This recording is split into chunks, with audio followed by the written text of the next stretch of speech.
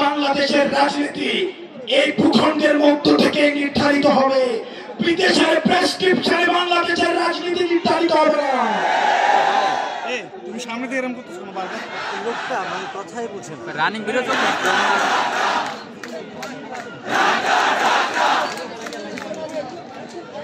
আমরা এই দেশের রাজনীতি আমরা দেখেছি, এই দেশটাতে ভাড়ায় খাটা হাসিনা মূলত হচ্ছে মোদির বেতনভুক্ত কর্মচারী হিসেবে দেশটাকে পরিচালনা করেছে।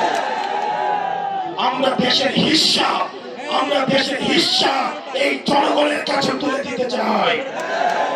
সুতরাং এই বারবার আওয়ামী লীগের প্রশ্নটাকে যারা টেনে নিয়ে আসে, 5ই আগস্ট যে বিষয়টি সিদ্ধান্ত হয়ে গিয়েছে, এই বিষয়টিকে বারবার টেনে নিয়ে আসা যারা আমাদের অস্থিতিশীল করার চেষ্টা করে, আমরা অন্তর্বর্তীকালীন সরকারকে বলতে চাই, এই প্রজন্মের যে কনফ্লিক্ট আমরা চাই এটা এখনই শেষ হয়ে যাক, এটা আজকে শেষ হয়ে যাক।